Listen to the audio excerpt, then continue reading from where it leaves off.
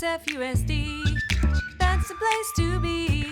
SFUSD, bienvenidos a Tijuana. SFUSD, everyone come and see. SFUSD, join our family. S is for students, F for families too. U is for united, talking about me and you. S for solidarity, D is for diversity. SFUSD. Bienvenidos scientists and happy Wednesday. How is everybody?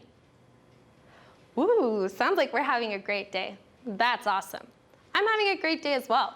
I'm ready to continue observing and exploring our 5 senses. Let's go ahead and review them together. We'll say the senses while pointing at the body parts that correspond with them. Are you ready? Sight, smell, sound, taste, and touch. Muy bien, otra vez. Sight, smell, sound, taste, and touch. Great job, scientists. Do you remember which senses we focused on yesterday? Maybe the chart we made can help you remember. See, we focused on our sense of sight and touch yesterday. Do you remember what food item I observed? Oh my goodness, you're all doing such a great job remembering. So, if we studied sight and touch yesterday, that means that we still have to learn more about smell, sound, and taste. Ooh, I have a feeling that exploring that last sense is going to be the best part of all this. I'm hoping we could just dig in and get started. Let's get ready by gathering our supplies. We'll need the same things as yesterday, your paper with the 5 senses chart, a pencil, an item to observe, coloring utensils, and your scientific observation tools. Which 3 will we need today in order to use our sense of smell, sound, and taste? That's right, we need our noses, ears, and mouths. Go ahead and gather what you need so you can help me answer our question, how do scientists make observations? All right, scientists, we have our charts already started, so we just need to finish filling them in today. We already identified the scientific tools we'll be using, so let's draw them. We're going to draw a nose, ear, and mouth. Use red for the mouth. So a nose, an ear, and a mouth. I'm gonna leave a gap so I can make the tongue stick out.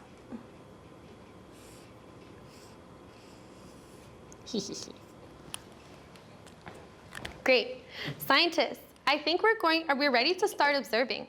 We're going to start our observations by using our sense of smell.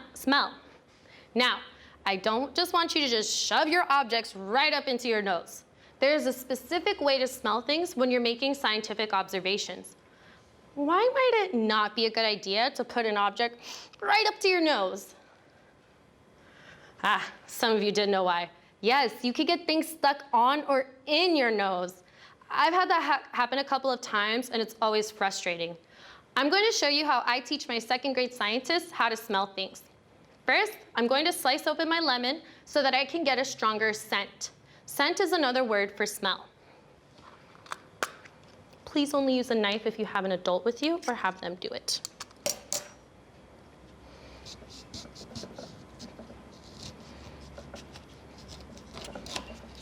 All right, ooh, I can already smell it. All right, bueno, now I have 2 lemon halves.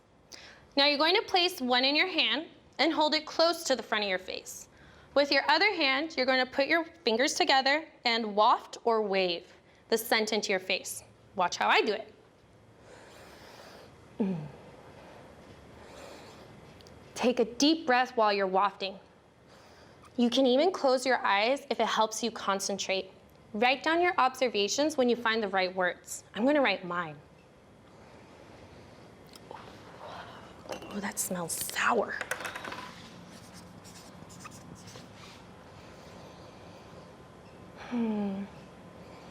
A little sweet. Fresh. Ooh, citrusy. Oh, I heard some scientists say they're having a hard time describing the scents they're smelling. Well, I could give you some descriptive words that might help. I have them written down in case you need them. Let's read them. Heavy, strong, citrusy, stinky, sweet, savory, salty. These aren't the only words that you can use, but they might help. Well, I think we should make our next observation using the sense of sound. Have any of my scientists noticed the challenge with using this sense? Yes, some of you noticed that food doesn't really make sound. That's true until you do something to it. What can we do to our food items to make sounds with them? I heard some good responses. We can cut our items. I noticed the lemon made a quiet sound when I cut through it. We can also squeeze them. If you have a big enough food item, you can bite into it. Ooh, when I eat an apple, it always makes a huge crunch sound. I'm going to cut and squeeze my lemon to hear what sounds it makes. You will need a plate or a bowl while you're using these senses. So go ahead and grab one if you can. All right, I'm gonna try to listen while I cut it.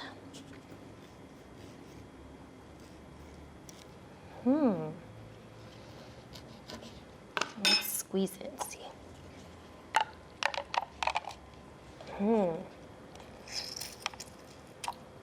Scientists, when you hear the sound, try to make that sound with your mouth. Once you've figured it out, say that sound really slowly and write down the letters you hear. I'll do this to show you what I mean.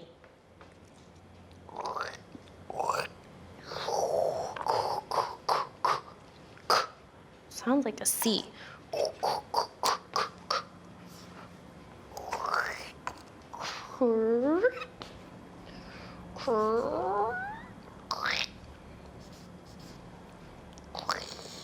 It's like an E. You know, I actually hear an R here. Ooh. It's going to look a little funny, but sounds are funny. All right, scientists, what is our final sense that we are going to be using today? Yes, maestra's favorite, the sense of taste. Now, we're not just going to bite straight into our items. Since we're scientists, we're going to cut a sample from our object and taste that. If you have a fruit, like me, that you can just squeeze, you can do that to get some of the juice to taste it. Once you've observed the taste, write it down in the correct box in the chart. So if you're gonna cut a sample, just cut a really small piece so that other people can still observe it. And go ahead and try it. Oh, I know how I'm gonna describe that. If you're squeezing, you'll squeeze it into a cup and try it. Ooh, I know how I'm gonna describe that. Sour, a little bitter, very citrusy. And it's okay to try things a couple of times. It's a little sweet at the end.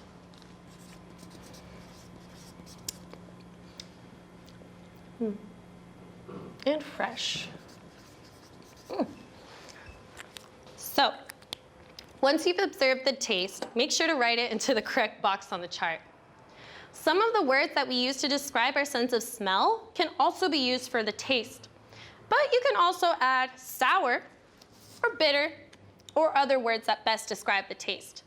I think I'll add, oh, I already did. I added sour to mine. Scientists, we've just finished our 5 senses chart. We have made so many observations of just one item. Did you realize that you can make that many observations about one thing? Me neither. I feel like I know more about lemons just from paying so much attention to this one. We all learned a lot about the items we observed, and I'm hoping we're all a little closer to being able to answer our question, how do scientists make observations? Tomorrow, we're going to learn about a scientist from the past, and we'll continue with our 5 senses observations on Friday. I hope you had fun learning how to use more of your scientific tools today. I can't wait to see you tomorrow. Nos vemos. Hi! This song is about how we can all be a scientist. You can use your eyes, nose, ears, tongue, hands, and your whole body to make observations about your world using your 5 senses. Hola, aquí estoy para introducir esta canción que se trata sobre cómo tú puedes ser científico y todos podemos. Podemos usar nuestros ojos, nuestra nariz, nuestra lengua, nuestras manos y todo el cuerpo para hacer observaciones sobre nuestro mundo usando nuestros 5 sentidos. Entonces piensa, ¿qué te gusta ver, oler, escuchar, saborear? Quizás pan dulce y sentir o tocar en tu mundo. I hope you enjoy the song. Adiós. En mi mundo yo observo, uso mis ojitos. Con mis ojos bien abiertos, yo sí puedo ver una jirafa muy alta, un conejito que salta, un pajarito con alas. Eso observé. Tan tan tan tan tan tan tan tan tan tan tan tan tan tan tan tan. Eso observé. En mi mundo yo observo, uso mis oídos. Con mis oídos abiertos yo puedo oír los periquitos silbando, mi hermanita chillando, todos ustedes cantando. Eso observé. Tan tan tan tan tan tan tan tan tan tan tan tan tan tan tan tan. Eso observé. En mi mundo yo observo, uso mi nariz. Con mi nariz bien abierta yo puedo oler las rosas cuando florecen, el cafecito caliente, el pan muy crujiente. Eso observé. Tan tan tan tan tan tan tan tan tan tan tan tan tan tan tan tan tan. Eso observé. En mi mundo yo observo, uso mi lengüita. Con mi lengua en mi boca puedo saborear el chile picoso, el helado cremoso, el chicken katsu sabroso. Eso observé. Tan tan tan tan tan tan tan tan tan tan tan tan tan tan tan tan tan. Eso observé. En mi mundo yo observo, uso todo el cuerpo. Con mis brazos bien abiertos yo puedo sentir el pelaje del gato, la pluma del pato, tu fuerte abrazo. Eso observé. Tan tan tan tan tan tan tan tan tan tan tan tan tan tan tan tan. Eso observé. Gracias. ¿Qué puedes observar con tus 5 sentidos? What can you observe and perceive with your 5 senses? Okay, adios. Hello, class. This is your friendly neighborhood computer science teacher, Mr. Warren, and we will be continuing our book, Hello, Ruby. And today we will be reading chapters 4 and 5.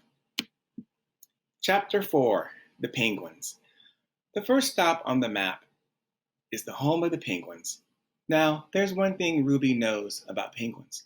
They are very smart, but sometimes hard to understand. Ruby approaches the penguins and politely asks, "Have you seen a gem my dad could have hidden here?" Gem, a valuable stone that is cut and polished, the penguin named Tux says solemnly. Bang, splat, tick, tick, cash. The penguin with the scarf chimes in. False! My dad lives in the North Pole, concludes the chubbiest penguin. Ruby thinks about each of the answers. They almost sound like another language. She realizes she needs to be more specific when asking the penguins her questions. She tries again.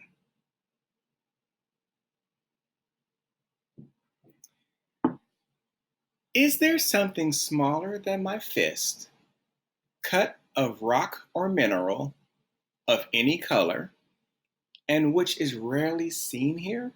True, yells the chubbiest penguin as he merrily points toward the river. Oh, so the gem is in the river. Why don't we build a raft to try to get the gem out of the water? Ruby suggests. So you can see in the picture, each penguin has their own idea of what Ruby is asking. You have one penguin who's thinking about colored dots. Another penguin, he is thinking about the actual gems. And then there's another penguin who's thinking about their family.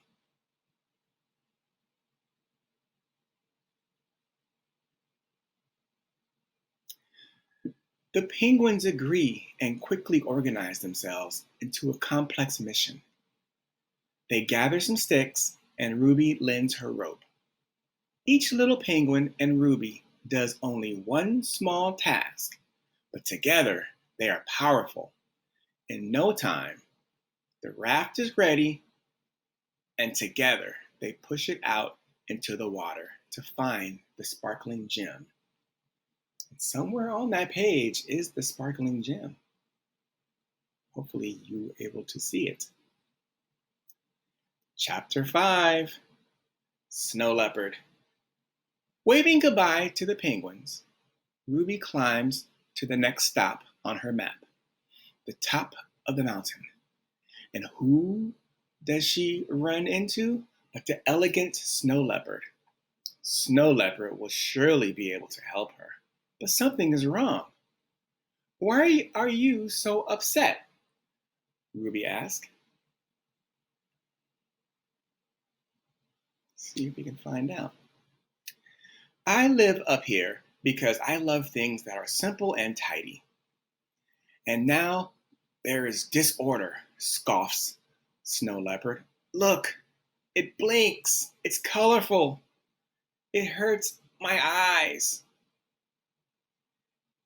Ruby glances in the direction the Snow Leopard is pointing and sees a faint glimmer on the roof of the Snow Leopard's home. It's a gem! Ruby cries out in delight, but Ruby is too small and the gem is too high up for her to reach. Focus on the pure things, Snow Leopard stoically says. Ignore the details that make things different. This will help you come up with a solution. So the Snow Leopard is giving her some advice.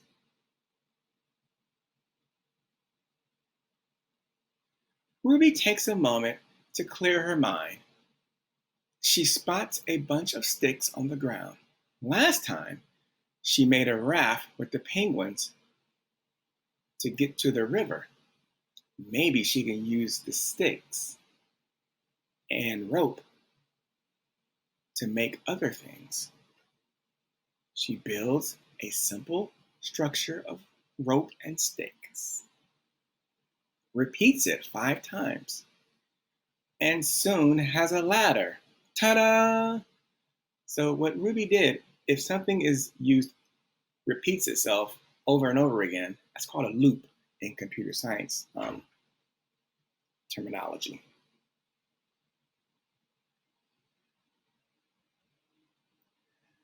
Snow Leopard smiles in that special way only snow leopards know how to. With the second glittering gem stowed away, Ruby thanks Snow Leopard and asks, what is the best way to get to the garden? And that is where we will stop today. Can't wait to talk to you guys next week. Hi, it's Miss Genoa from San Francisco Ballet's Dance in Schools and Communities program. Today, we are going to act like scientists and we're going to use our 5 senses to make observations. And then we're going to explore those observations with our bodies with movement. So, I have my 3 kids here to help me make some observations. Come on, guys. If you have Play-Doh at home, go ahead and grab some Play-Doh. If not, you can just follow along with us. So, we are going to explore our Play-Doh with our 5 senses. So, we're looking at it. What's it look like? It looks pretty colorful. Like green. We're gonna smell it. Okay. Smells weird. We're gonna listen to it. We're going to taste it. I'm just kidding. Don't taste it. Yuck. That's gross. Don't do that. Salty. Okay. And now what we're mostly going to focus on today is our sense of touch. So I'm going to touch my Play-Doh and I want you guys to tell me what it feels like. Maybe what you could do with it with your fingers. What do you think, guys? I dropped it. I can make it go up. You can toss it. It's light enough. We can toss it. You can squish it. We can squish it. And fold it. Fold it and bend it. And twist it. Twist it. We could twist it. We could poke it because it's soft. We could poke it. We could roll it into a ball. Ooh, that's fun. We could even roll it into a snake, right? Sneaky. All right, let's take those ideas and put them to movement. Thanks, guys. All right, let's put some of those observations into our bodies through movement. Let's see, let's do poke first. Can you poke your body? Try poking all over, front and back. Try poking under your legs. What does your body do when you poke it? Does it respond? Now try squeezing. Can you, hug yourself. Can you squeeze your own body? Squeeze your head. Squeeze a body part maybe with another body part, like this. Can you do that? What's another way that you can squeeze something? You can squeeze into yourself. You can squeeze it. You can squeeze somebody else. Squeeze me. By hugging them. Okay, how about bending? We bent our Play-Doh. It was bendable. Can you bend body parts? Bend side to side? Yeah. Can you bend one body part forward and one body part backwards, maybe? Ooh, that's kind of tricky. Can you bend in half? Maybe fold like we did with our Play-Doh. You can fold yourself. Can you fold one body part over another body part? Woo, very good. How about twisting? Can you twist? Can you twist down low? And can you twist up high? Can you twist slow? And then can you twist fast? Can you bend and twist? That's a good one. Can you roll? That was a good one. Remember how we rolled our Play-Doh up? Ooh, nice. You can roll on the ground. You can roll body parts. You can roll your head. That's good. I like rolling on the ground too. All right, let's put some of those together. Let's twist and poke and bend and roll and twist and poke and bend and roll. That was a super fun dance that we did, made up of movements that were inspired by our observations that we made from the sense of touch. That was super fun, and we learned that we can apply our knowledge in real ways. And this one ended up making a dance. I had a great time, and I hope you did too. Enjoy the rest of the program. Bye! Well, hello. My name is Jano Gonzalez, and I'm a biologist here at the California Academy of Sciences at the Steinhardt Aquarium. We are standing right in front of our swamp habitat. We have a whole exhibit full of animals, including an alligator, 4 snapping turtles, and an assortment of different freshwater fish. Claude seems to be doing fairly well. I noticed that he's actually up on his rock a lot more often nowadays. He eats here an assortment of rodents, fish, chickens, and a nutrient-rich gel that we make for him. Oh, the gelatin's actually, when I say it's nutrient-rich, it's full of vitamins and actually a lot of fruits, vegetables, and fiber that he wouldn't normally get except for in the animals he would eat in the wild. It's delicious. So once a year, we do an annual checkup on Claude, in which case we actually take him up out of his exhibit. We bring him out here, and we will do things like weigh him. We'll take fluids. We'll check his length, his overall body condition, and just give him a good physical, like going to your doctors. And then also, when we feed him, we actually do a training exercise. And this actually allows us to really visualize Claude in different ways that we can kind of manipulate him to come around to us and show different sides that we want him to. And that helps us identify that he's doing well, that he's healthy, and that he's happy. And also that he participates with us. When we do a training session, it's a feeding session, but he has to do certain things. And if he's willing to do so, that lets us know that he's in a good mood. It's an old saying, you can't make an alligator do anything it does not want to do.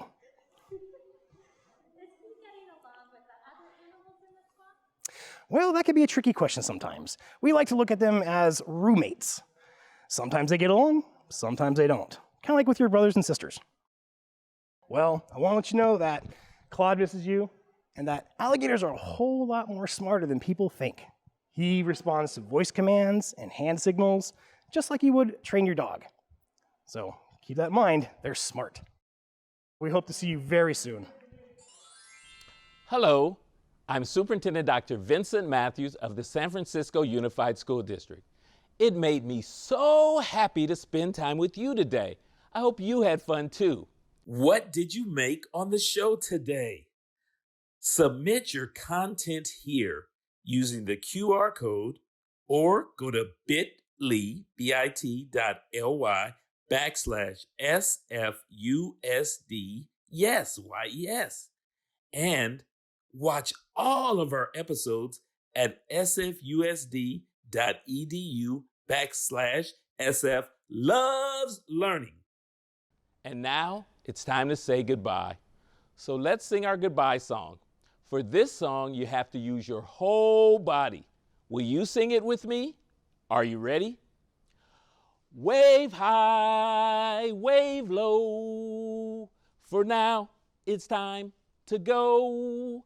Wave your elbows, wave your toes, wave your tongue, and wave your nose. Wave your knees, wave your lips. Blow a kiss with your fingertips. Wave your ears, wave your hair, wave your belly, and wave your derriere. Wave your chin, wave your eye. For now it's time to say goodbye. Bye-bye. SFUSD, that's the place to be. SFUSD, bienvenidos a Tijuana. SFUSD, everyone come and see. SFUSD, join our family.